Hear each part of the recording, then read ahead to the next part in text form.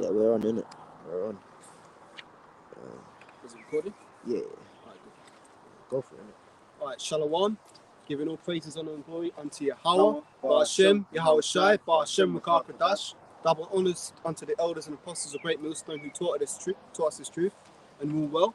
Sincere Shalom to all you Akim that are teaching this word around the globe with faith and truth. Once again, we're the brothers from the GMS London Forecasters Camp, back out here to prophesy the downfall of this kingdom. I've got a little article I want to get into, Lord willing. When you're ready.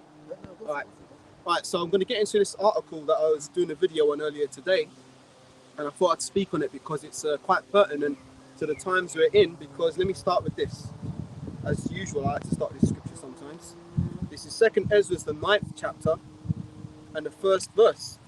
It says, "He answered me then and said, Measure thou the time diligently in itself, and when thou seest part of the signs past, which I have told thee before, then shalt thou understand that is the very same time wherein the highest will begin to visit the world which he made."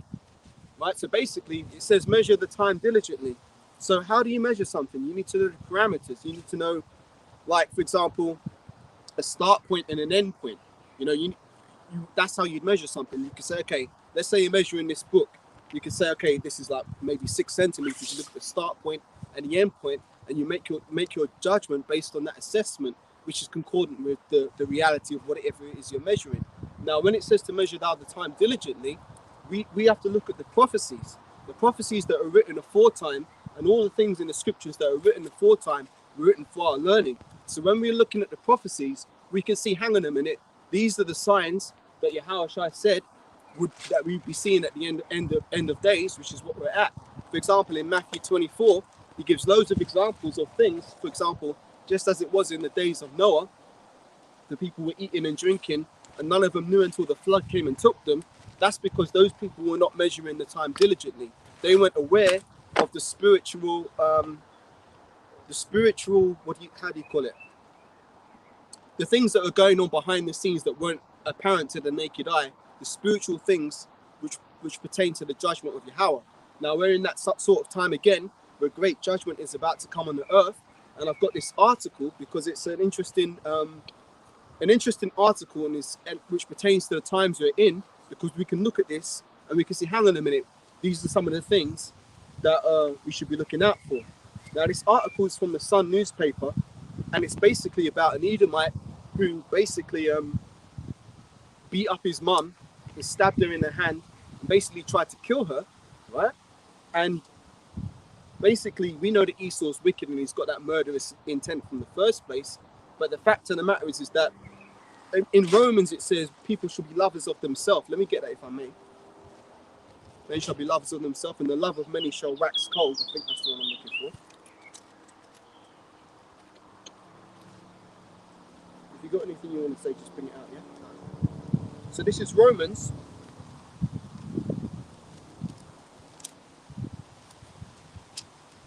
Right. Yes, so Romans chapter 1, starting from verse 18. "For the wrath of the Most High is revealed from heaven against all ungodliness and unrighteousness of men who hold the truth in unrighteousness, because that which may be known of the Most High is manifest in them, for the Most High have shown it unto them. For the invisible things of him from the creation of the world are clearly seen, being understood by the things that are made, even his eternal power and Godhead. So they are without excuse," right? "Because when they knew the Most High, they glorified him not as the Most High, neither were they thankful, but became vain in their imaginations, and their foolish heart was darkened. Yet, professing themselves to be wise, they became fools, and changed the glory of the uncorruptible Most High into an image made like unto corruptible man, and to birds and four-footed beasts and creeping things," right? It says, "Wherefore the Most High also gave them up unto uncleanness, to the lusts of their own hearts, to dishonor their own bodies between themselves." Yep. Now jumping down to verse 28, Slakia. "And even as they did not like to retain the Most High in their knowledge, the Most High gave them over to a reprobate mind to do those things which are not convenient," which is going into sodomy. But going on, it says, "being filled with all unrighteousness, fornication, wickedness, covetousness, maliciousness, full of envy, murder, debate, deceit, malignity, and whisperers, backbiters, haters of the Most High, despiteful, proud, boasters, inventors of evil things, and here's the point, disobedient unto parents. Let me read that again. Romans 1:30, it says, backbiters, haters of the Most High, despiteful, proud, boasters, inventors of evil things, and disobedient unto parents. So let me read this article now. And it says, now this is basically about this Edomite and his mother. So it's an Edomite male and his mother, yeah? It says, I'll never forgive him. My son filmed himself beating me as he held me captive for 8 hours, and his violence all started with toddler tantrums. So basically, this Edomite was a wicked seed. What did the scriptures say? Psalms 58 verse 3. Am I getting that, Baba Shah?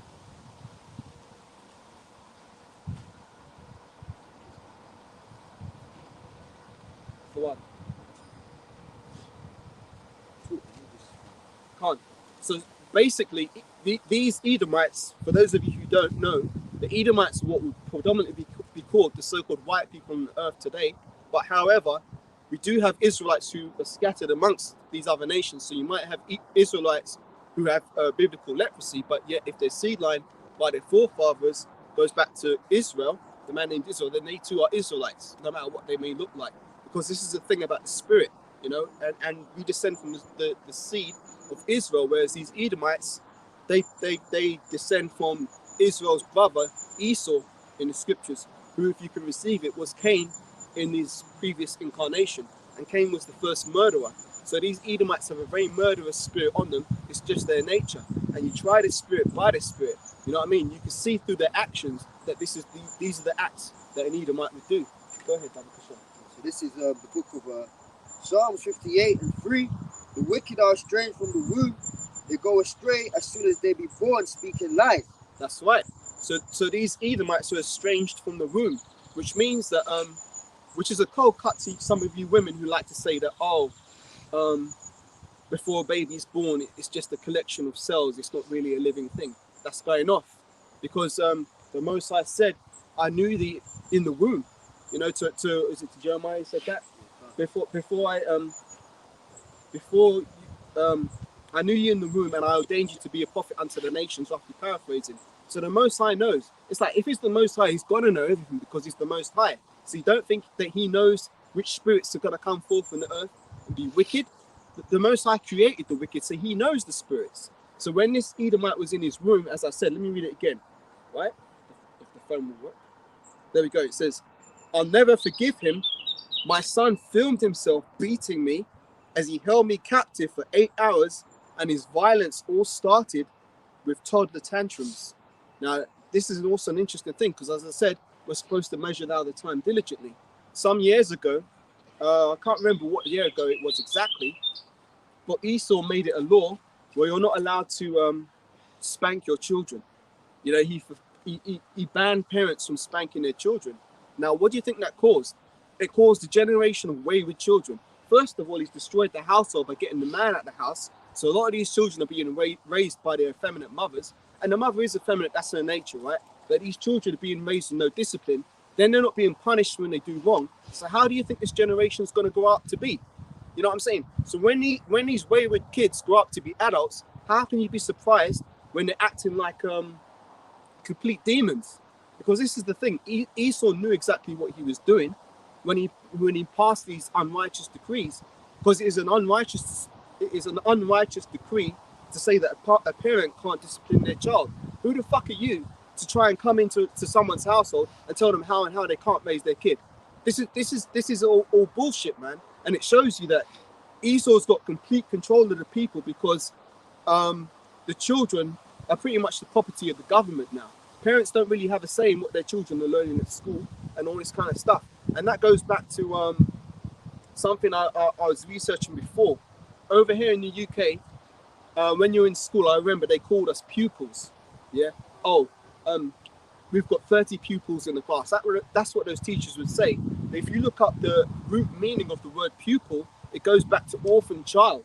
So basically, don't worry about it, it's fine.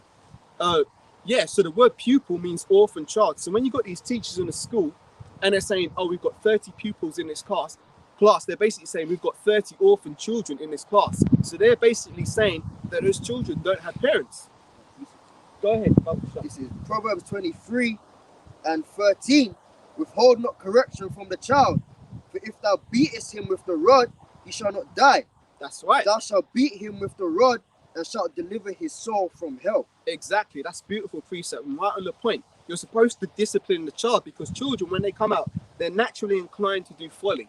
And that's fine because it's a child. The child has to learn, but the child has to learn through discipline, you know? So going back to this article, this child was not disciplined because it says, I'll never forgive him. My son filmed himself beating me as he held me captive for 8 hours, and his violence all started with toddler tantrums.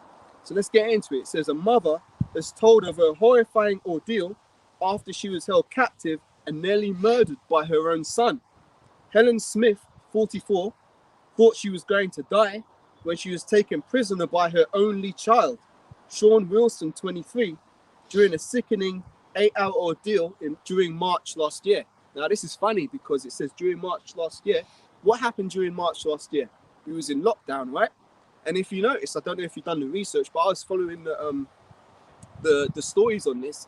A lot of domestic violence incidents broke out during lockdown because these people were locked up together and they were like, you know, the demons were just on them.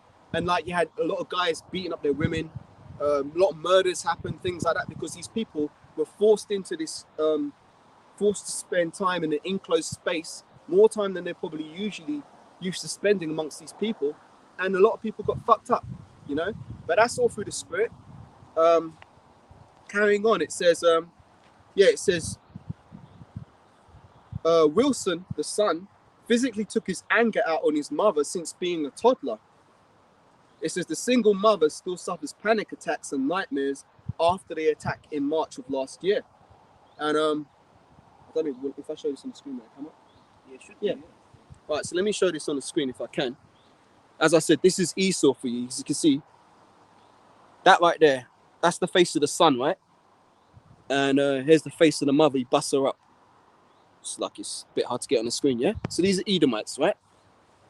So reading on, it says, Salaki, you know what that's down to as well? A lot of why these children bug out is because of that fucking fast food, man. that's a good point. They're not eating properly, man. Like when a baby's born, right? I'll give it back to you. Yeah, go ahead. When a baby's born, their growth that they experience is the most rapid growth they'll ever have in their life, man. That's why they say if you're gonna buy baby clothes, don't buy them too much of the same thing at one age group, because before you know it, they've grown out of that, right? Because they're still developing. So the nutrients, the food you give them is really vital in the early stages, you know, which will affect their physical body, their mental state, you know, somewhat, okay, and the overall general workings of that child. That's why the children of today don't work properly. They don't work properly. Why? Because of the food you're giving them, man. All right. What you're meant to do is you know, mash up like greens, vegetables, stuff like that, man. You know, boil it, yams and stuff, and green bananas, and make it mushy. Because that's our ancient custom, man. Yeah. But now you're going to the fucking Sainsbury's and getting baby formula food, you know, breast milk as well. Now you got powdered milk.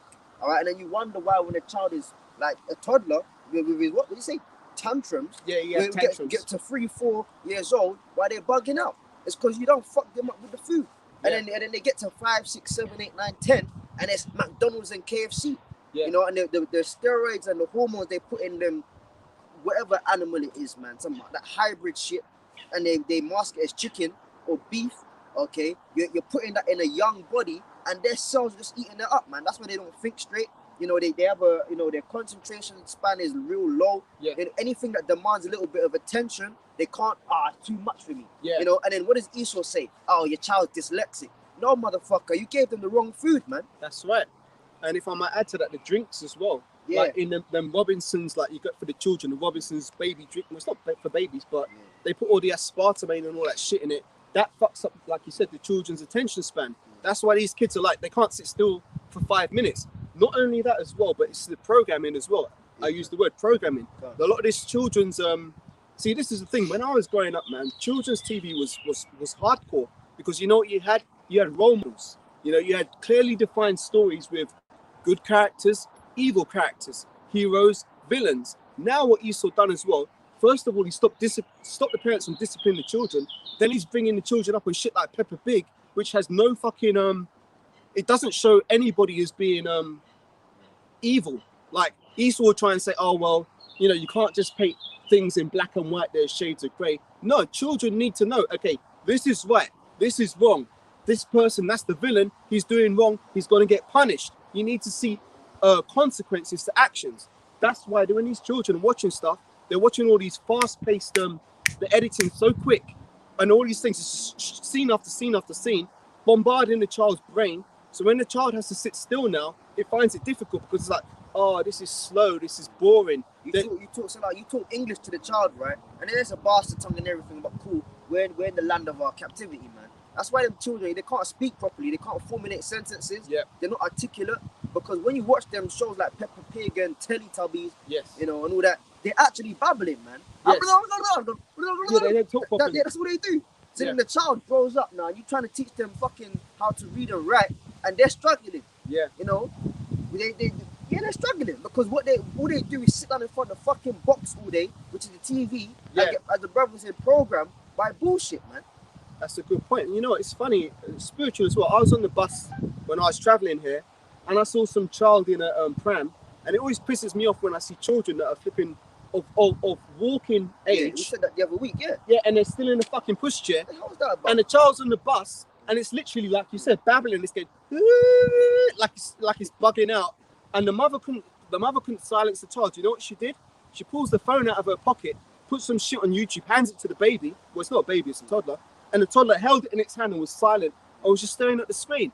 Now this is funny because I've seen not to put my business out there, but like I've got nieces and nephews, and I've seen the similar thing where they'll be there, all of a sudden the parent hands them the phone, and it's like they're going into a trance, like they just space out and they're staring at the phone. Because the demon jumps out of the phone, the demon on the phone, on the whatever they're watching, actually engages them, they lock in. That's right. I can concur to that. You give them the fucking device, and then children have tablets, man. What do we have growing up? Fucking yo-yos, and push cars, and all that shit. Normal stuff that little boys, you know, the boys with the action men and the cars, the remote control cars, the girls with the dollies or whatever. Now you give children fucking iPads, man. Exactly. You know? And that is a good point, because these children, they don't have any imagination. Like in my day, for example, I played with toys a lot. I still love them, it's my thing. But I had the imagination to be able to create storylines and be sustained in that entertainment. Toys aren't really sold to children much no more. They're mainly sold to adults and collectors, because children now, they're all on the iPads, on the flipping Xboxes and PS4s and PS5s, and they don't have any. It's like they don't have an imagination. They can't like create something to entertain themselves. They're like, oh, I'm bored, so they're just always reaching for that joypad. But let me get back to this article, yeah. I've got one more precept. Yeah, go ahead. And then you can read that article, right? Come on. This goes for Israelites, okay? Not you other nations. Fuck you, man. You can stay on the iPad all day, man. I don't give a fuck about you. But this is for Israelites, right? And this shows you that we were you had your stupid, silly time with your children. You play with them and make believe and this and that and let's create stuff. Yeah, you do that with children. But aside from fun time and play time, you call it, you also gave your children a very strict upbringing in the Lord, man. Yes. Okay, which and you taught them about the law, which basically deals with life. Okay, because in Christianity or religious settings of today, they make it seem as you've got education, then you've got God. No, if you've got the Most High, that is education on everything. That's right. right. You talk about finance, it's in the Bible. You talk about moral laws, it's in the Bible. Agriculture, it's in the Bible. You talk about family life and businesses, it's in the Bible. Okay, so there ain't no thing as education and then the Lord. No, if you want to learn about life and be successful, in fact, I got two precepts. Go ahead, bring them out. Let me get this, man. Because you people, you think that the Bible is just something to talk about. Oh, the good Lord said this. Where's the book of Joshua, man? Okay, talk about life.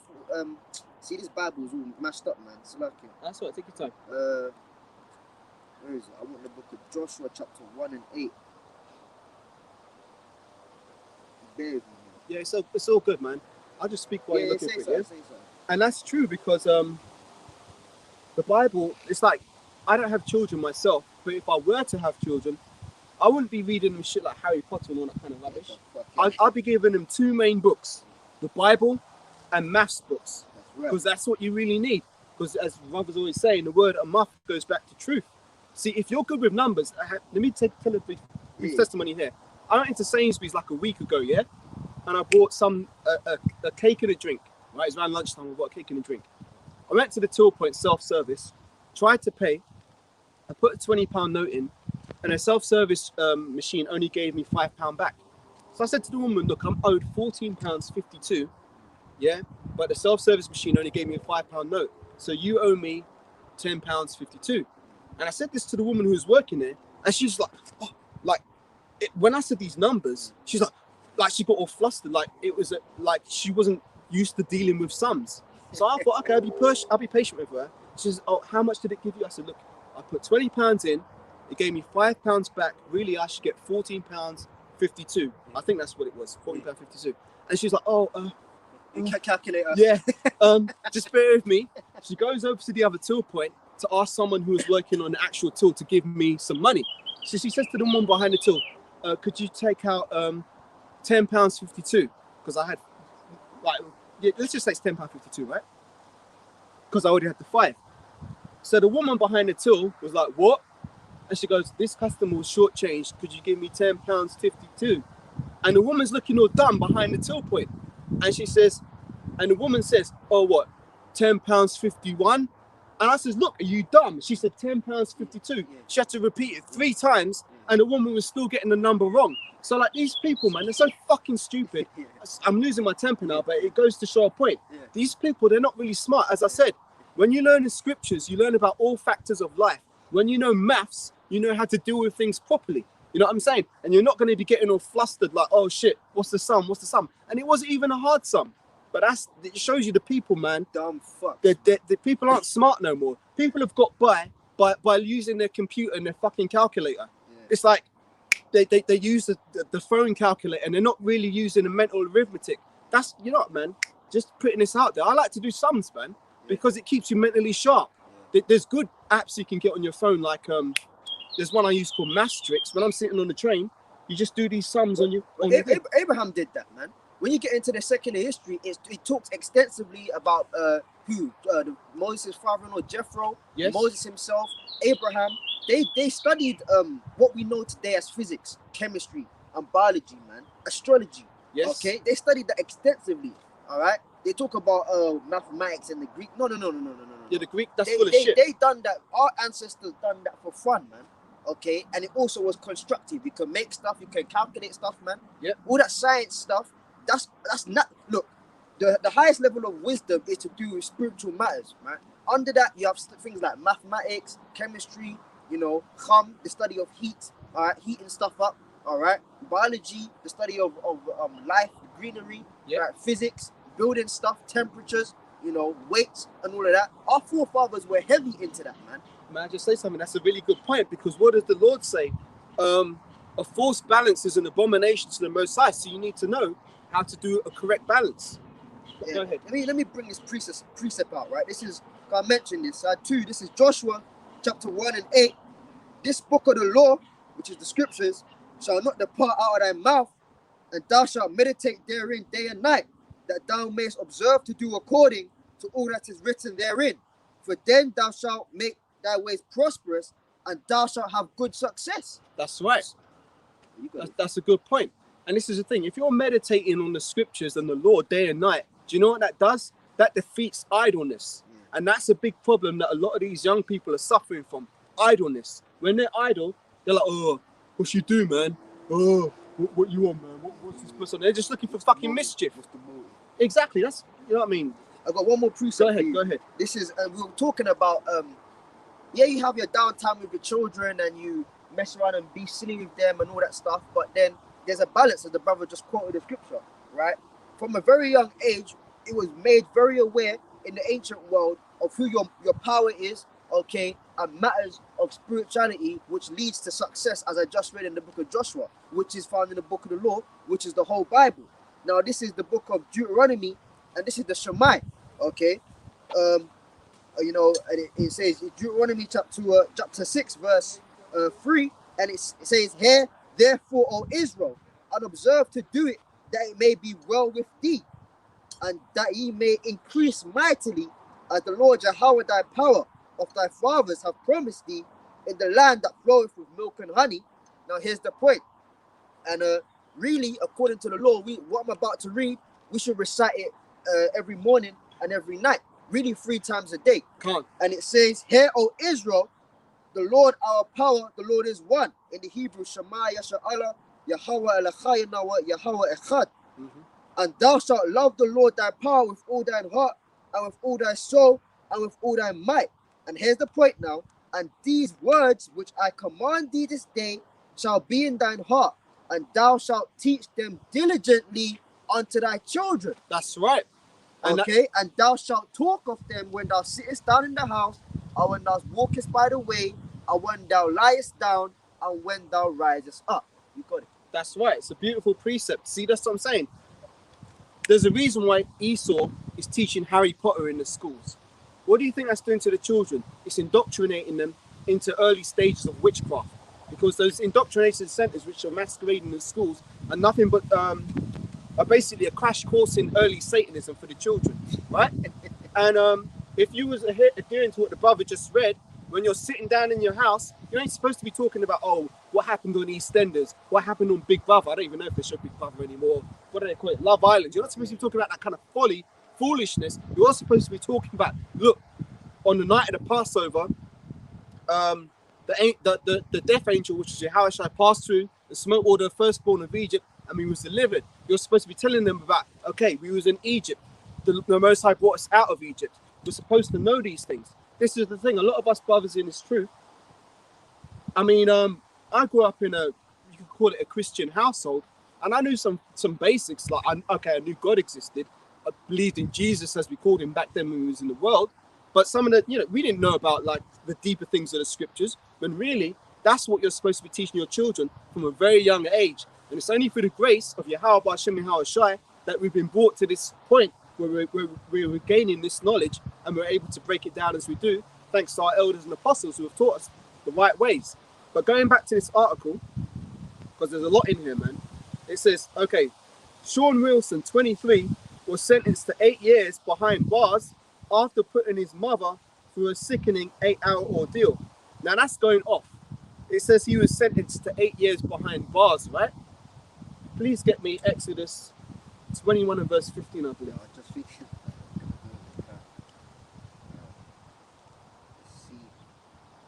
Because Esau doesn't deal correctly with these matters. That's why unrighteousness is all over the earth. If Esau was to judge matters correctly, this kind of wickedness wouldn't be taking place, because it would be put out of the earth. Oh shit, yeah. Ooh. This is Exodus 21 and 15, and it says, and he that smiteth his father or his mother shall be surely put to death. That's right. Did it say maybe? No. Did it say, oh, but he's my son and I love him, have mercy? No. It said everybody that smiteth their mother or father should be put to death. See, this is the thing. I'm getting passionate about this stuff, because this is a very important topic, because it shows how out of order the world is. You got these fucking kids running around like they're fucking like they're just animals, man. Just animals. I've got testimonies on this stuff, but let me stay on the point. Right, it says the heartless Wilson even documented the terrifying attack and shockingly filmed himself slapping and punching and strangling his mum. Now you got to think about this. Right, so it's bad enough that he's beating up on his mum, right? But the dude's filming himself. Why is he filming himself? Because he's Esau. Esau gets off on doing wickedness. Esau loves this shit. Esau will drink wickedness up like it's water, man. So he's filming this shit, and he's probably going to rewatch it. You know, this happens all the time. A lot of murderers do this stuff. You know, they call it snuff films and stuff. They enjoy torturing people. They get off on that shit. So this is Esau straight up and down. It says the torment only stopped after he fell asleep. So that was the spirit of the Lord put that guy to sleep, right? Because it says the torment only stopped after he fell asleep, and Helen, which was his mother, was able to escape and call the police, seeing him jailed for 8 years. So it says, now Helen is bravely speaking out about the abuse she suffered at the hands of her own son to raise awareness of domestic violence in families. Helen, a health assistant, says, sadly, people think domestic violence only occurs in relationships and marriages, but it can happen at the hands of your children too. Well, it can happen, but it shouldn't be happening according to the law, as the brother read. Exodus 21 and verse 15, he that smiteth his mother or his father should be put to death. Why do you think that law exists? The reason why that law exists is because this shit ain't supposed to be happening. So if a child was to do that in the ancient kingdom, we take him up before the elders, and if it was found to be true in the mouth of 2 or 3 witnesses, that child would be put to death. And that's the thing. Sorry to cut. No, it's all right. That's why public execution, according to the law, is a righteous thing, because it puts the fear into other people. It's like, oh shit, you know, if you ever started getting, like, let's stay on topic. If you ever, you know, just had the thought of getting out of line with your parents to that extent, you're gonna think twice. Yep. Because you're gonna see the elders of the city take him out, and it's public, man. The people would gather together and watch that motherfucker get stoned, man. That's right. Okay, same with playing the whore. Okay, you fucking women, right? You want to be what happened back in history in England? You had the mods and the rockers after World War II, and contraception came on the scene. When you do the English history, and then they got the videos in black and white. I'm free. I can just fucking anybody I want to. All of that shit. Okay. Well, guess what? If you were the daughter of a priest, all right, and you were found to be playing the whore, you'd be burnt with fire.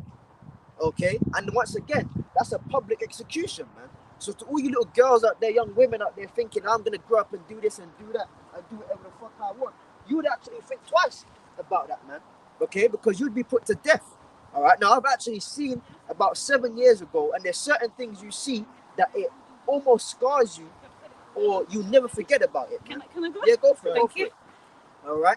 And I've actually seen over there in the land of mass of Congo, which is what, who's there? Benjamin and Judah's there, right? And I've actually seen people being burnt with fire, and that is very horrific to see, man.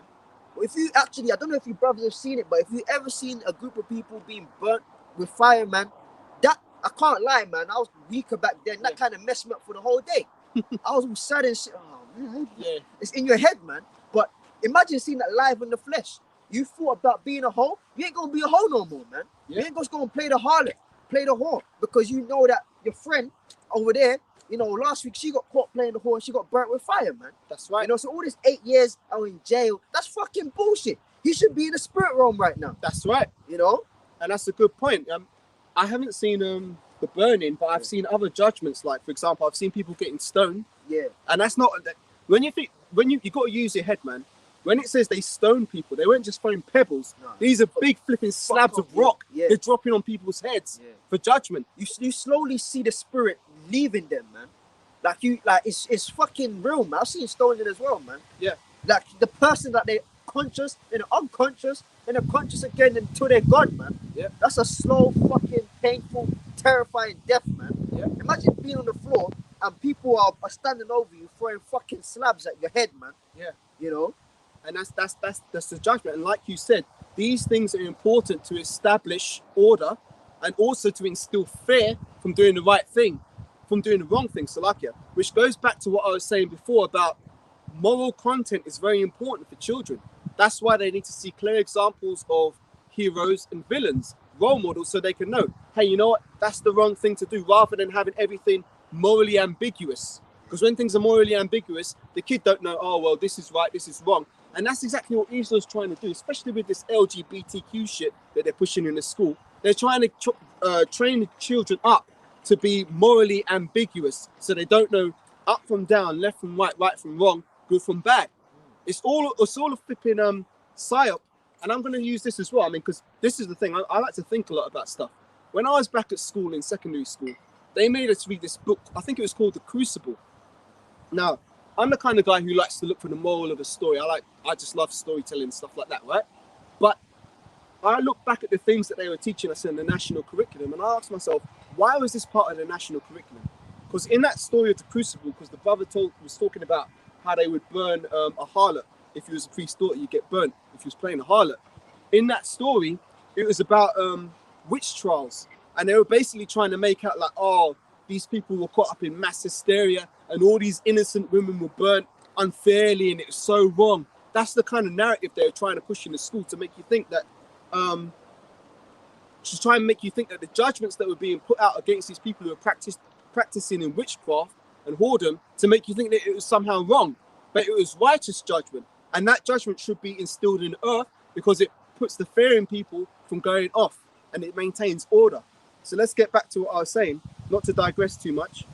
And it says, Helen, which is the mother, a health assistant says, sadly, people think domestic violence only occurs in relationships and marriages. They can happen at the hands of your children too. I loved my son and I never thought that he would hurt me like this. I will never forgive him. Now that's a righteous thing she's saying, that she will never forgive him. But look what it took to get her to this point. It says Wilson's dark side first came out when he was a toddler and he would have tantrums over the smallest things. Now here's another point, man. When I was a child, I didn't have the perfect upbringing, none of us did, but there's certain things that I knew, hey, you don't do that, man. For example, my mum would say to me and my brother, if you act up when we're out, I'm going to bring you straight, wherever we are, I'm bringing you straight home and you're going to get punished. So like if we're out in the supermarket and we act up, my mum would drop the shopping, go straight home, there'd be a beating. Now that never used to happen much because I knew not to act up. But the fact of the matter is, I remember when I was a child, I'd see these other toddlers in Sainsbury's, especially these Edomites, weird-ass kids, rolling around on the floor, throwing tantrums and like, no, I don't want it, no, just acting like demons to their mum, and the mum's like, can't really do nothing with them. That's how these kids are coming up, man. So it says, I kept telling myself he would grow out of it, but as he grew older, he was constantly angry, Helen said. It says, Sean would bite me, spit at me, and throw things at me. See, this is where it all stems from, man. You didn't stamp it out when he was a kid. Now he's growing up and he's like, he thinks he's got all the power in the world. And obviously you're a woman, you can't fight a grown man. He's a grown man now, what are you gonna do? So it says, he would bite me and spit at me and throw things at me. And it got so bad when he was 3 that I sent him to anger management classes, and it was horrendous. I really struggled. Now, you got to think about this, right? Why are you sending a child to anger management classes? I'll ask this question. Where is the child's father? Where is the child's father? Why do you have to send him to some fucking therapist anger management classes when really the father should be instilling discipline in the child? See what I'm saying? But again, these are the Edomites. They do things all kind of backwards. They're just wayward people, man. So it says, the single mum's hopes of her son maturing from his outbursts were merely wishful thinking. And she battled with Wilson, shouting and swearing at her every day. Now, please read for me Exodus 21 and 17, I think is Baba Kashar. So it says the child was shouting and swearing at his mother. What does the law say? This is the book of Exodus 21 and 17. And he that curseth his father or his mother shall surely be put to death. Well, there you go. What did we say before? He that striketh his mother or his father should be put to death. But also he that curseth his mother or his father, what's the judgment? Put to death. There you go. So let's look at this situation. He started out biting and spitting at his mum. Okay, he was a toddler, fine. Let's give him that, okay, he's a toddler. Then he starts swearing at the mum. That was a death sentence right there. Right there, death sentence. But no, she allowed it to go on. The boy grew up into a man, and check what he does to her when he's grown up. It says, in 2016, the then 17-year-old Wilson got a girlfriend who also wasn't immune to his aggression. In May the following year, his girlfriend came to stay with Helen and Sean for the weekend before a row soon erupted. I heard them arguing in the living room, Helen recalled, and I rushed in and stood between them, trying to break it up. Suddenly, Sean threw me over the coffee table, and I hit my head on the corner and I blacked out. And it says, when I came around, police officers were arresting Sean, and I felt this sudden pain in my hand, and there was blood pouring out of it. A police officer told me Sean had stabbed me with a kitchen knife, and after all those years, I never expected him to actually harm me. Well, that's a woman for you, isn't it? Women, and I'm not trying to be bad, but women are all in their emotions. You know, they find it hard to hard to discipline a child with a stern hand because they're emotional. They've got that kind of connection, you know. So she never believed, even after all these telltale signs that this dude was a bad seed. She never believed that he'd end up stabbing her in the hand with a kitchen knife. But it doesn't end there. You see, and that's the thing, right? When you check it, you got 11 years, 11 months, and a couple of days to raise a child, because once the child turns 12, they're under the law, man. You know, so all of this fucking around and him, she had 11 years. That's a long fucking time, Helen. So fuck you. You deserve to get stabbed. Okay. Yeah, he's got demons on him because he's a fucking Edomite, but fuck you, Helen, as well. Yep. All right. You deserve to get thrown over the coffee table and blacked out and stabbed when you come around. Fuck you, bitch, because you had 11 years, man. 11 years to discipline him. All right. You know, and if the father's not around, to get some sort of male figure around, man, to basically put him in line, man. That's right. All right. But all your wishes, because I was listening. I've been listening. Oh, I was hoping he wouldn't do this to me, and you know, I hope he would snap out of it, and I never thought he would harm me. Wishful thinking. You're wishful thinking, as a brother said, you fucking emotional women. All right, so you deserve all what you got, man. That was judgment for me. Because you had 11 fucking years to set him straight, all right, before he turned 12. Now, albeit these are Edomites, so they ain't really under the law, but the concept is the same, all right? You got 11 years to teach a child how to operate, man. And on that 12th birthday for that boy, and whenever the girl gets her first period, all right, that's it, man. They're under the law. You know, not none of that. Oh, but it's my son. Yeah. Hey, you violate, you gonna get dealt with according to the law, man. That's right. All That's very well said. Very well said, because that is exactly the point. She had all the time in the world to stamp this out, but you know what it is? It's like just like in the world, like. It's like, let's say you've got a leaking tap, right? The tap's leaking, you think, oh, I'll fix it tomorrow. Oh, I'll fix it tomorrow. You keep leaving it, I'll fix it tomorrow. Guess what? That tap's going to become a flood. You know, you're going to end up having a flood in your house if you don't deal with the problem correctly. Likewise, if you don't discipline the child from an early age, doesn't it say train up a child in the way he should go, and when he was old, he will not depart from it. But hey, as I said, that's all good and well according to the law, but Esau's going to be Esau because he's just wicked anyway. So I'll continue on. It says, yeah, after all those years, I never expected that he could actually harm me. I couldn't believe it. In 2018, Wilson pleaded guilty to 1 count of ABH, which is a grievous bodily harm, against Helen at Woolwich Crown Court, and he was jailed for 4 years. Can't go ahead. Real quick. This is Proverbs 3:7, and it says, be not wise in thine own eyes, fear the Lord, Yahweh Hashem Yoshai, and depart from evil. So Helen was wise in her own eyes. Yeah. In what? In what? Wishful thinking. That was her wisdom. Yeah. That's how silly she is. That her wisdom is wishful thinking of I hope and I pray. All right. Well, she wasn't praying, but I hope that he grows out of it. But what does the rest of the verse say? It says, be not wise in thy own eyes, fear the Lord. What's the fear of the Lord? To keep his commandments. Man. That's right. So when it comes to children and family life, there's a strict way, as we're going through in the law, how to deal with certain matters accordingly. Okay? You know, and it says, and depart from evil. And what's evil? A bad time. So she's put up with a bad time because she was not following through the scriptures. But then again, why would she? Yep. Because she's an Edomite. So as I've been saying, Helen, you deserve it. Yep. That was judgment from the Most High through her own son.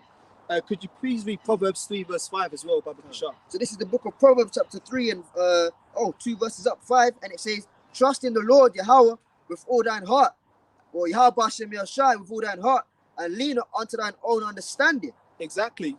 Helen, you leaned unto your own understanding, and you thought, well, you know what? This is the thing, man. These Edomites, when they that's kind of beautiful to see that story. Yeah, I saw that. Yeah. See, look at them. Their family's in order. Yeah. None of the kids, none of the young ones are smiting their parents. Yeah. But anyway, not to get distracted. The animals got more sense than a lot of people, man. Can't. And this is the thing. It comes from pride. You Edomites, do you think, well, you know what? Oh, the Bible, oh, that's old. It's done away with. You throw the rule book on how to deal with things out behind your back, and you try and think, oh, I'm going to raise my son my way. I'm going to do it my way. like Frank Sinatra. Well, guess what? That don't work. You're supposed to follow the way that the Most High ordained to deal with things, as the brother said. Because this isn't about what we think or what we want. The Most High created everything in balance and in order. And when we adhere to that order, that's when things work. When you try and come up with your own way, like, oh, I'm going to remix the formula and I'm going to do this and I'm going to do that, guess what? It always fucking fails. Always. There's no time when anybody's tried to come up with a better way to do things than the way that was ordained by Yahweh, by Shem Yahweh Shai, and it's ever worked. It just doesn't work, man. So reading on, it says, yeah, the guy was jailed for 4 years, right? And it says Helen forgave her son and even invited him back into her home after his first stint in jail for stabbing her in the hand, right? It says Helen Smith, 44, dealt with a lifetime of abuse from her son. It says, at first I was, again, this shows you the spirit of a woman, right? It says, at first I was angry, but after he was jailed, I felt so guilty, Helen explained. Now that's just messed up. Your child done wrong, he's getting punished, and now you feel sorry for him. You got to get your emotions in check, man. You got to get your emotions in check, because see, she felt sorry for him. But what did the scripture say? Never trust thine enemy. Is that Ecclesiastes 12? Yeah. Well, Baba Kisha.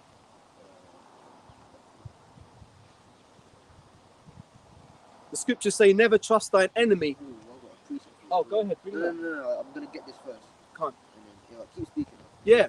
The scriptures say never trust thine enemy, for as iron rusteth, so is his wickedness, roughly paraphrasing.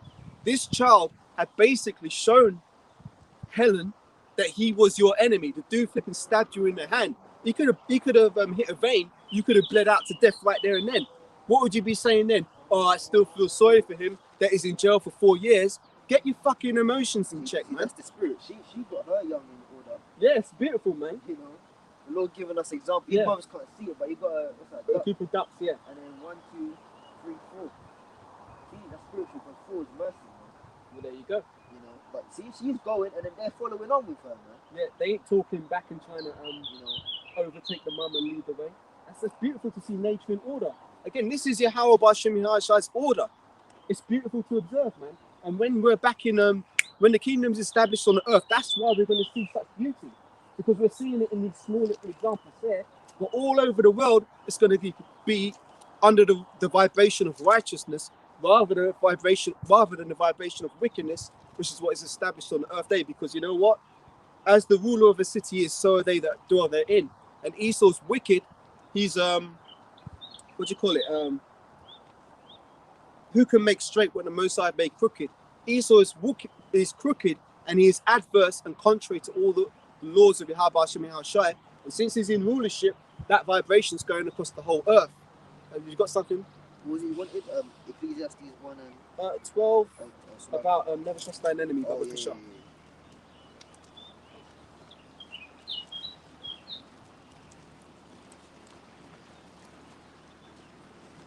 That's why it's good to be out in nature sometimes, man, to get away from the city and to just observe things in their natural order. It kind of settles your spirit, man, because when you're in these cities, man, all you're seeing is wickedness. All these people just walking up and down, just with evil demons on them. And sometimes it's good to get away from that stuff, man. Never trust thine enemy. Let me help you out. I think it's in Ecclesiastes. So, Surah 12, Salakia. I said Ecclesiastes, Salakia. But yeah, I'll keep talking until you find it. Surah. So it says here, she says, at first I was angry, but after he was jailed, I felt so guilty. But you know what? That's actually kind of right, because deep down in her spirit, she knows she failed that child. Like the brother said, she had 11 years, 11 months, and Couple of days, whenever his birthday is. yeah, to bring that child up right. And as soon as that child hit 12, that was when it's like, okay, game over, you failed. Yeah, I got that for you. This is What? Ecclesiasticus chapter 12, verse 10, and it says, never trust thine enemy, for like as iron rusteth, so is his wickedness. That's right, keep going, Baba Kasha. And it says, though he humble himself and go crouching, yet take good heed and beware of him, and thou shalt be unto him as if thou hadst wiped the looking glass, and thou shalt know that his rust have not been altogether wiped away. Yep, keep going, Baba Kasha. And it says, set him not by thee, lest when he hath overthrown thee, he stand up in thy place. Neither let him sit at thy right hand, lest he seek to take thy seat. And thou at the last remember my words and be pricked therewith. Well, that's beautiful. Helen was indeed pricked therewith because she got stabbed in the hand. But she didn't remember those words because guess what? She went adhering to the rule book. But that's beautiful. Tawada for bringing it out. I'll keep going on the story because it doesn't end there. So the mother felt guilty, right? Because her baby boy is now locked up in prison for 4 years for stabbing him. So it goes on and it says, Helen said her son was a monster and that she could never forgive him. So this is after what happens next, right? So it says, Wilson bombarded his mother with abuse every day when he was growing up. Yeah, I couldn't stop thinking about how my son was in jail because of me. So she blamed herself. Yeah, despite what he'd done, I still loved him. See, this is the thing. These women, as I said, you got to get your emotions in check. And I understand you're going to love the child because you carried him for 9 months and you brought him forth. But guess what? There is such thing as wicked people. You know, there is such thing as a child being estranged from the room. Did we not read Psalms 58? We did, yeah. The wicked are estranged from the womb. They go astray as soon as they be born, speaking lies. There are wicked people on the earth. You got to get that into your head. Like I said, when you're fucking bringing your children up on flipping Postman Pat or Peppa Pig and all these, you know, stupid shows which don't show clear-cut, clear-defined good versus evil scenarios, and your children, they're just, as I said, they're growing up morally ambiguous. You know, they don't know the right way to do things, so therefore they're doing everything wrong. And you're encouraging that by feeding them this bullshit entertainment or bullshit TV programming. So reading on, it says, she says, I still loved him, right? It says, Wilson then wrote to Helen, so the son wrote to the mother, from prison, apologizing for the attack. And I'm just going to put this out there. No. Like, I'm going to put this out there, right? So the son's in prison and he writes to his mum apologizing for the attack. Do you think he was doing that because he wanted to? Or do you not think he was in the prison and they've got these counselors coming around saying, oh, well, you know, you might get probation earlier if you show remorse, so maybe you should write to your mum. See what I'm saying? So this Edomite, Esau ain't fucking righteous, man. He ain't writing to his mum apologizing from a place of sincerity, like, you know what, man, I done wrong. Let me really try and fix things with my mums, man. No, he's writing there because some fucking counselor probably told him, yeah, it probably look good for your probation if you write to your mum and apologize. So therefore, the mum gets the letter now from the son, thinking, oh, and she's all getting these pangs in her heart for her son, thinking, oh, but he really changed and he loved me. Oh, my beautiful boy, how could I have done this to him? See, it's all flipping a mind game. And that, since you said that, like, the perfect time to bring this up. This is why Yahweh Shai told John to basically escort his mother and sisters away from the crucifixion site, because women are fucking emotional, man. All right, and the Lord weren't trying to hear no crying and see no long ass tears from women, and he's there paying the punishment for all of Israel. All right, this is the book of Luke 19, and I'll start from verse 25. Now there stood by the cross of Yahweh Shai his mother and his mother's sister, Mary, the wife of Cleophas, and Mary Magdalene. And when Yahweh Shai therefore saw his mother and the disciples standing by, whom he loved, he saith unto his mother, Woman, behold thy son. Then saith he to the disciple, Behold thy mother. And from that hour, that disciple took her unto his own home. After these things, after this, Yahweh Shai, knowing that all things were accomplished, that the scripture might be fulfilled, he said, I thirst. All right. So when you check it, who was there? It was Yahweh Shai's mother. All right, his auntie. Yeah. Okay, and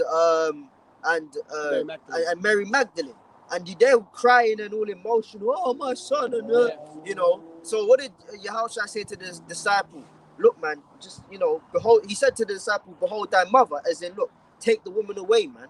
You know, and woman, behold thy son. You guys cleave to each other. Go to the house, man. Yeah. Don't be standing around the cross all crying and that. Because number one, there's multiple facets to it. Number one, you have to be reasonable, man, in the flesh. Like, you're dying, you don't want your mother to see you like that, man. Naked on the cross too. Naked as well, man. Your house is now a man. You talk about the law. You're not supposed to look at your son's nakedness. There you go. Or your mother's nakedness. So that law was automatically being violated by the Persian crucifixion system, which was adopted by the Romans, but he couldn't help it. Yeah. Okay. So that had to be, the law was like, nah, people watching me like that, man. You know, but he did feel sorry for them. Yeah. Okay.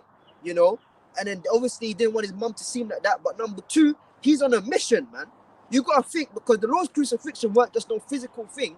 The pain started in the Garden of Gethsemane, Yeah. which means oil press. So his spirit was being pressed, man, from that moment on to the point where he was bleeding blood. So when you check it, right, from Gethsemane all the way till the last final cry, it is accomplished, is finished, right? He's got a mental battle going on as well. Yeah. Because he's on the cross for 3 hours. The demons are there, just jump off, Yeah. jump off, man. Call down the Just angels. call down, you know you can do it. Just call down the angels, man. You know, so you're trying to battle that in your head. You're trying to battle physical excruciating pain, and you got women there who are emotional. They'll be softening him. Exactly, man. Oh, yeah, how shy, yeah. You know, because you got to think of it, man. Mary's thinking of it as my baby, Yeah. all right? But really, in reality, this is the Messiah, the Savior, man. So Yeah. oh, my son. Nah, man, forget that. Go home. Woman, behold thy son, son, behold thy mother. And from that hour, they were taken off, man. Yeah. And if you can bear it through the spirit, it was John. It was John that escorted them off, man, and was like, take them to the house, man. And your house out, because people, you watch these movies, some big fucking crowd. It wasn't no big crowd when your house child died. Most people were in their house about to do the Passover, man. Okay? And then you had the temple, they were about to, because at the evening, when you read the law, not to digress too No, much, keep going. It's but good, when you read the law, you would slaughter the lamb leading up to the evening. Okay? So they're So making at the Temple Mount, when they were doing their ceremony, that's why and they knew, man, they knew that Yahushua was the Messiah, because the temple curtain ripped the veil from top to bottom. So as they were about to slaughter that lamb in the temple, Yahushua gave up the spirit, man, and the Lord's presence from the Holy of Holies, Kadash HaKadash, he left, man, and that's when it ripped, and then there was an earthquake, and there was an eclipse, and the saints came out the grave and went into Jerusalem, so on and so forth, man. But the point is this, there weren't no fucking crowd there watching Yahushua. It was Roman soldiers playing dice and taunting him, passerbys cursing him out, oh, you're this, and then they kept moving. Like how we are right now, that's how it was, but on the hill, it's a path, man, and the people were just walking by, man. But the people that actually stayed there was a couple of the disciples and the family. So Yahushua was like, nah, you ain't meant to be here watching this, man. You know, I'm doing this alone. He said to Peter, you can't come with me. Yeah. So why Peter can't come? Why is Mary and them man here? You know, John take them home. Well, it doesn't say John, but in the spirit, if you can bear it, it was John that escorted Mary and the other women home. Yeah. You know? Well said, man. That's a beautiful point, because again, it shows that the women can sometimes, like, there's a saying in the world, like, if you're into boxing and stuff, you know, when boxers are going to have a fight, they don't deal with the women for however long their training camp is, because they say women weaken legs. Yeah. So there's Yahushua doing the fight of his life. Yeah. Ooh. You know what I mean? Yeah. And the women around, they're just going to try and, they weren't doing it intentionally, but just their spirit is going to soften and effeminize your spirit. So there's times when you know, it's good to be with the woman, but there's times like when you're in a spiritual warfare, you need to be focused on the battle at hand. And that was the greatest battle that was ever fought, to be honest. Yeah. You know, because he was fighting for all of our salvation. Yeah. So that's why we owe Yahushua a great debt, just to be able to stand here and understand the scriptures the way we do now, because he had to shed his blood for us to get this truth. That's why you can't take it lightly, man. This isn't the thing where, you know, it's just a book. I've heard people say, oh, it's just a book, and a poorly written one at that. Some fucking nigga in the world told me that. I said, man, you ain't in my life anymore. You get the fuck out of here. You ain't going to talk bad about the Lord like that, because Yahushua is the word. And if you're going to badmouth Yahushua, look, man, the way I thought about it was this. If I keep this nigga in my circle and he's badmouthing the Lord might take me out, man. Yeah. So, dude, you got to get gone, man. Yeah. But anyway, that's going on to another topic. Getting back onto the point, we were just saying that the woman is all up in her emotions, and that's why she needs to be under a strong man who can put her in check and keep things in order, man. So if you notice in this article, it's never made any mention of this kid's father. So let's keep going. So it says, yeah, I couldn't stop thinking about my son because he's in jail, and I felt it's because of me. Despite what he'd done, I still loved him. Then Wilson wrote to Helen from prison, apologizing for the attack, and his forgiving mother began to visit him every week. To be expected, that's what a woman's going to do. She continued and told him he needed to learn from this, and he promised me that he would change, and I truly believed him. So, her son was released early from prison in March 2020 after serving 2 years. See what I said? Remember, he wrote that letter all apologizing. I said, you know what? Probably doing it because it's going to help his probation.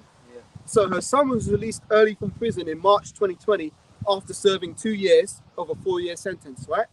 When his probation officer was able to find accommodation for him in time, Helen offered to take her son back in.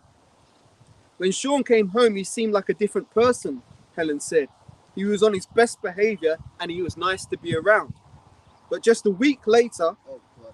yep, while Helen and Wilson were eating a takeaway, he asked her for a fork, sparking the beginning of her 8-hour nightmare. So the dude asked his mum for a fork, right? He was right by the kitchen, so I asked him why couldn't he get it himself. He grumbled, and so I went to the kitchen to fetch him one. The health worker recalled, right? So that's his mother, the health worker. But as I opened the drawer, Sean punched me in the head, and I fell to the floor. Horrified, I asked him what he was doing. He began slapping and punching the side of my head again. Sean then grabbed 2 kitchen knives and screamed that it was my fault that he went to prison. See, this guy, as I said, you know, what does it say about Esau? He held on to his wrath forever. Roughly paraphrasing, but yeah, he said, it was my fault that he went to prison. I was terrified. Wilson cruelly trapped his mother in the kitchen for several hours while hitting her and hurling abuse at her. She said at one point, I begged for the toilet, but he refused, so I ended up wetting myself. Yeah, that's a fucking sick devil, man. That is a sick fucking bastard, man. How could, like, the woman fucking carried you, you know, for 9 months. The scriptures speak about that, man. In the compartment of water and blood in 10 months, was I conceived? Yep. All right. You know, Wisdom of Solomon, that's right. You come out and you want to be beating on your mother. That shows you this man's the fucking devil, man. That's right. Like, he has no moral. That's why you can't really get emotional and upset at Esau, because he's not made correct. Yep. Where's that scripture where it says he was born speaking lies, That was Psalm 58 verse 3. and he's the father of it? I'll give it back Yeah. to you. Just get that real quick for me. Yeah. Because that don't make no fucking sense, man. How can you be born, right, and you see it fit to get physical with your mum? Now what's his name? Sean Wilson. Let me tell you something about Sean, right? I don't need to know the fucker, but I'll tell you something about Sean. If you put Sean in front of me or another brother that's able to fight, he'll be a fucking pussy. That's right. That's how they always are. He ain't gonna throw no bands. He ain't holding nobody in no headlock. He ain't holding no man hostage for 8 hours, telling them they can't go toilet, making man them wet themselves. All right, you give him a fucking, and he's gone, bro. He's gone. That's right? the spirit, though. He's gone. And that's a good point. If I may just chime in, what has Esau done? He's effeminized all the men. So now men ain't real men. They're all effeminate. A lot of guys don't want to fight anymore. Like you know, they'll run to a knife and stuff rather than trying to throw hands. But really, you know, if you get into a physical with a man, when a man beats you on your ass, you learn from that. Yeah. You know what I'm saying? Sometimes pain is the best teacher. You're not a bad look, man. Fuck all that gangster shit, but you're not a bad man if you bust a gun, man. Or a knife. Or you have a knife. These days, you have to be rolling with fucking katanas, samurai swords and that, man. All right? You're not a bad man. All right? Now, if you can use it, then cool, whatever, you're skilled. Cool. But you see you fucking animals, right, on the road doing all that nonsense with guns and shit, you're not bad. Because if it's face to face, you can't, a man that can't look another man in the eye and have a discourse, you're effeminate, man. That's right. Okay? You'll be there stuttering in front of a guy and looking at your fucking shoelaces rather than looking in the eye. I'm on it. But you can't look him in the face, man. You rather stand from a distance and bust your your gun. You're a pussy, bro. So guess what? That Edomite spirit, and that's what Esau did. Esau came over there and stayed at bay, man. You gotta think, when it was the transatlantic slave trade and all of that stuff, right? Yeah, you had Jake that helped them You also had the Arabs, the Spaniards. When you get into the nitty gritty of the history, right? But Esau had to come with that far that jab, man. You know, Yeah, I'm gonna keep you long at bay. range weapon. Yeah, I'm gonna keep you at bay. Because if it was face to face with Gad, and Gad would have fucking tore your head off, man. Yep. He means warrior, man. You look at Gadites and Reubenites, right? They will fucking tear through you, man. Yep. One grab, right, and their fingers are through the back of your head, man. Real fucking warriors, man. So Esau had to come with that far range bullshit, man. Okay, and that's the same thing. Yep. That's exactly it. And again, when you're in that spirit, that shows that you're scared. Like, for example, if you're walking around with a knife in your pocket, you've already admitted that, you know what, I'm not strong enough to defend myself with my hands. You know what I'm saying? So you've already, it's like you're leaning on the crutch. Yeah. And that's what Esau does, because Esau knew, like, if Jacob and Esau got into a physical, Jacob whoop his ass, man. Yeah. But Esau had his blessing, which is the sword. And now you've got Jake in the world trying to tap into that same blessing, like you said, running around with little swords in their pockets and knives. But you call for a scripture. Yeah. Psalms 58 verse 2. Yea, in heart you work wickedness. You weigh the violence of your hands in the earth. Verse 3. The wicked are estranged from the womb. They go astray as soon as they be born, speaking lies. Who's the wicked? The wicked is Esau. Okay? Esau is the wicked. It's very simple, man. There's a nation of people, and they are synonymous with wickedness, and they are Edomites. Yep. When they're born, read that again, Bible Kushal. Psalms 58 verse 3. The wicked are estranged from the womb. They go astray as soon as they be born, speaking Exactly. lies. So guess what? Sean, from the moment his mother Helen pushed him out, Sean was off, man. Yep. He was already destined for that violence, man. Okay. He through the spirit, I don't give a fuck about her, but if we had a conversation with Helen, he was probably doing extracurricular kicking in the womb, man. Yep. Just because that spirit of violence was on him. Now babies do kick, and it's oh, the baby's kicking, and you know, oh come, you know, the woman say to the father, oh come feel your baby and all that nice cute shit. But Sean was probably giving her some fucking you know, some, you know, uppercuts, man. You know, in Japanese karate they call it maijari. You know, giving him that fucking front kick, that side kick, man. Baby Sean was probably going in because that spirit of violence was on him from the womb. Yep. Who the fuck does that to their mum? Read the last half of that verse, Babu Kusha. Khan, it says the wicked are estranged from the womb, and they go astray as soon as they be born, speaking lies. Their poison is like the poison of a serpent. Yeah, so the devil, Sean, the devil that she spawned, Sean, was now a devil to her. Yep. All right. That venomous snake venom, he now used that to clutch to the devil that brought him forth. Yep. All right. But of course she's gonna be upset. She's gonna be taken aback by that because they're all devils anyway. Yep. But she's probably gonna think, oh, he's gonna be nice to me. But now that devil has turned on her. That's right. One more time, Babu Kusha. Psalms 58 verse 3. The wicked are estranged from the womb. They go astray as soon as they be born, speaking lies. Yeah, so he's a liar, man. All that letters in the prison, you know, oh, I'm sorry, this, that. Yeah. You know, all that shit. Writing like Tupac, dear mama. You know, all of that, man. For what? Just to come back out and do the exact same thing again. You know? No sense, man. Yeah. So this is the thing, man. And we was just saying, he premeditated that. And it's just like how Cain premeditated to murder Abel. Again, that's how we know who this guy is through the spirit, because it's like he did wrong. He stabbed his mum in the hand. He gets put in prison when really he should have been put to death. He gets 2 years and he's still hurt about it when really the guy should be in the spirit realm. And he comes out and now he's taking vengeance upon his mother. So let's get back into it. It says, so guess what, right? It would be only fitting, you know, the Lord's gonna have it however he wants to play it. But it would be fitting that if he dies on this side, right, he's gonna come back, and from birth in the kingdom, he's gonna be a motherless slave, man.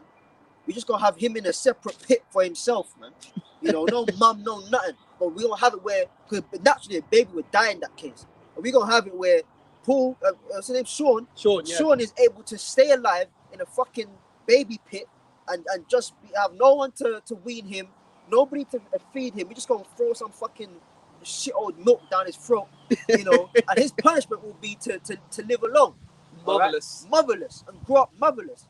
And then just before he dies, we're gonna show him his mum in another pit, and be like, that was the woman you was violating in the earth, and then kill his ass, man. Yep. Because that's fucking wickedness, man. The scripture says, you shall put evil out of the land. Yep. So the so-called justice system, go to jail, rehabilitate you. Yeah. The correctional facilities come up corrected. No, fuck off, man. He ain't corrected. He came out and done the same thing. Yep, and even worse. He done even worse. Now, this is the thing, man. That's a good point you make, because the judge, whoever was sitting up on that bench, whatever it is they're sitting at, they basically, that's a wicked ruler, and because the ruler is wicked, you know what I mean? They're not putting out the right judgments, so therefore they're enabling things like this to happen. Like the court system, or when the judge walks in, all All rise. rise. They're all rise for your fucking demise, mate. You know Because what? you're not following with the correct law, man. You're following your own bullshit, man. Section 3 of this and point Article 5 7, and yeah. Come on. That's the thing as well. You got to ask yourself. I remember when I was at university, Yeah. a lot of the girls were studying. Oh, I'm doing law. Yeah. I'm doing law, and I Yeah. fucking hated that. You know Yeah, why? yeah. Because I thought to myself, you're just doing that because you think that's going to get you good money. Yeah. You're not doing it because you're actually passionate about justice. Yeah. And I actually said that to a couple of people, and they looked at me like I had 8 heads or something Yeah. like that. But so you get these people, and this is the thing: how are you going to be a lawyer? Imagine you're the lawyer for Sean, Yeah. and he stabbed his mum in the hand, and you're there trying to get him off. Where's your fucking moral compass at? Yeah. How can you be defending Yeah. someone who's wicked? Yeah. So let's keep going. It says, eventually, he said, at one point I begged to use the toilet, but he refused, so I wet myself. Eventually, Sean dragged me into the living room and put me in a headlock and began strangling me. So, some flipping WWF type flipping chokehold he's putting his mum in. Who's done the chokehold? Who was $1 Million Man, $1 Million Dream. That's the one, yeah. So he's got his mum in the $1 Million Dream. And eventually Sean dragged me into the living room and put me in a headlock, strangling me. doing that John Cena? You can't see me. And he wasn't, those weren't no light Okay. taps he was giving his mum. Yeah. Because remember, this guy thinks that his mum took 2 years off of his life. So he's probably going all in with them punches and them kicks, man. If the fucking article says 8 hours, man, who keeps you there for hours? There you go. Fucking you up, man. That's past physicality. That's a demon, man. That's a violence demon that's on Sean. Yep. Okay. And they all got that violent demon on them, but that's like a 10 violent demons on Sean, man. How the fuck do you keep? That's a whole day at the fucking plantation, man. Yeah, it's 8-hour work day, isn't it? So you're someone in a fucking corner just beating on them. Like, you got a mental problem, man. You're fucked up. But it's all right though, because you're gonna pay for that, man. Yep. The The Most High saw everything, and it's all recorded. It's all recorded in the spirit realm. So you ain't got away with this. This is the thing. This kid Sean, he's got away with things. He's lived his life thinking, oh well, nothing ain't happened to me yet. I can do it. Like, what do they say in the scriptures?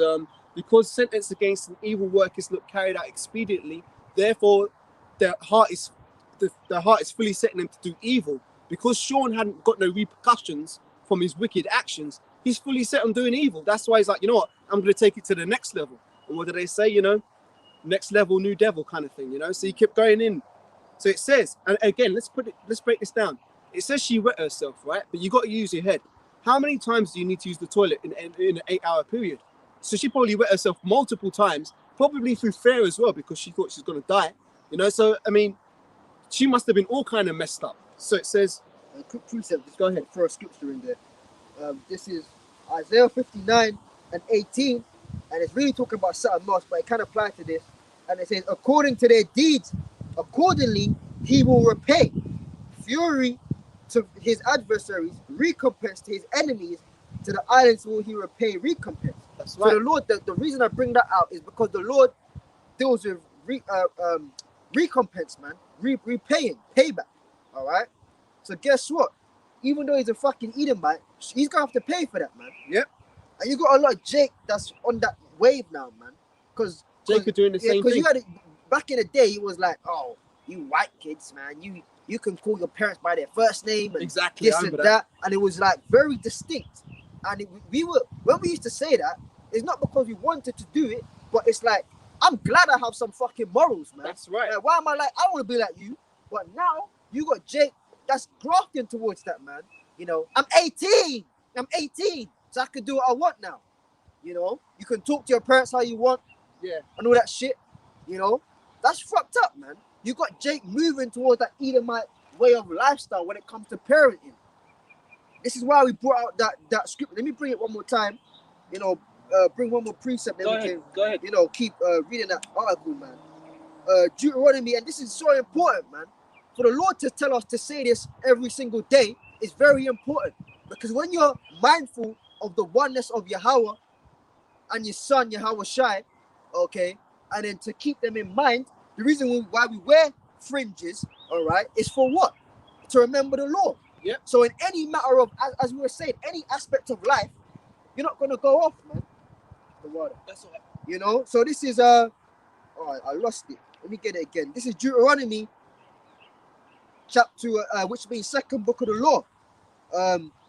Deuteronomy chapter 6. Where is it, man? From verse, here we go. 3. Hear therefore, Israel, and observe to do it, that it may be well with thee, and that he may increase mightily as the Lord Yahweh thy power of thy fathers have promised thee in the land that floweth with milk and honey. Hear, O Israel, the Lord our power, the Lord is one. And thou shalt love the Lord thy power with all thine heart, and with all thy soul, and with all thy might. And these words which I command thee this day shall be in thine heart, and thou shalt teach them diligently unto thy children, and shalt talk of them when thou sittest in thine house, and when thou walkest by the way, and when thou liest down, and when thou risest up. That's right. So basically, when you meditate on the law, when you meditate on, we're talking about them fucking children program shit. When you meditate on constructive things, all right, you're automatically mindful. Like the brother was saying, he likes to do equations, man, and work things out. What's it? Arithmetic. Mental arithmetic, yeah. All right, that mathematics, right? You do that for fun. So as the brother gave the account, when you go to the shop and they shortchange you, because you've already been practicing, you can cut. Hold on a second. This is right. Boom, boom, boom. Now you owe me £5.65. Exactly. Or something like that. All right. But you got these dumb fucks out here. That's all they like the woman. 51 pence or 52 pence. Because they're not constructive. It all goes back to fearing the Most High. That's why Sean and the likes of him will fucking beat his mother up, man. Because there's no fear of the Lord. Yep. That's right. That's a very good point, man. So it says, I think it's 9:35. 9:35, yeah? Yeah, do you need to wrap it up? Yeah, we're gonna wrap it up, man. Yeah, go on. Alright, so I'll just quickly finish this article, not much more, yeah? Yeah. So it says, eventually Sean dragged me into the living room, put me in a headlock and began strangling me. I thought I was going to die. He filmed it on his phone too, yeah? The callous thug only stopped the harrowing ordeal at 5 a.m. when he walked into Helen's bedroom and fell asleep. The frantic and fearful Helen began searching the house for keys, but she realized that Sean had locked her in. She also discovered he'd unplugged the landline, removed the batteries, and hidden her mobile. So this is all premeditated, man. And it says, I realized he planned this all along. And she said, after searching desperately, I found the back door key hidden down the side of the sofa. I limped into the garden and found my mobile phone in the bushes, and distraught, I called the police. Wilson was then arrested for a second time at his mother's home when paramedics treated Helen for her injuries. I had black eyes and my body was bruised all over. I was in agony, but what hurt me more was that my own son had done this to me. In December 2020, Sean Wilson, 23, of Erith, London, pleaded guilty to ABH on one count of false imprisonment and was sentenced to 8 years. So yet again, that's another wrong sentence that's been delivered. This guy should be in the spirit realm. He's done more than enough to warrant the death sentence time and time again. But guess what? He's just getting a light slap on the wrist. So to close this out, it says, this time I felt no guilt, said Helen. And I also didn't feel like it was enough. Yeah, Helen explained. So that's the end of the article. But that's a very interesting last thing she said. She said, this time I felt no guilt and I felt like it wasn't enough. So you know what? Somewhere in her mind, somehow, she knows that what the judgment that was given to her son wasn't enough for what he'd done to her. So that's that, man. So yeah, man. That was good, man. Good article. You know, bring out a lot on that, man. One more part. It says, but despite her bruises fading and her trauma, they're still left there suffering from nightmares and panic attacks. And she says, I will never forgive my son from this. He is a monster. That's right. That's So, the end. as the scripture we quoted, the scripture today, right, is the Shemai prayer, man. Shemai Sha'ala Yahweh Alachayna wa Yahweh Echad, Deuteronomy 6:4. Hear, O Israel, the Lord our God, the Lord is one. And you shall teach this unto your children and speak of it when you lie down and when you sit at the table and when you get up. Yeah. Okay, because from there onwards, you learn the wisdom, the knowledge, and most importantly, the fear of the Yahweh Ba'ashem Yahushai. And by that, you ain't gonna do no fucked up shit, man. That's right. And if I might just add one more thing, what does Proverbs say? The fear of the Lord is the beginning of wisdom, but fools despise instruction. So, you know, Esau despises the instructions. So guess what? That judgment came upon Helen because you threw the Lord's word behind your back. Yeah, man. So anyways, that's it, man. We'll catch you tomorrow, Lord willing, at the main camp, man. We out, man. Barakatha Yahweh, Ba'ashem, Ba'ashem, Yahushai, Yahushai, Ba'ashem, Ba'ashem, Rakah, Kodash. we out, man. Shalom. Shalom, man. Stay up, man.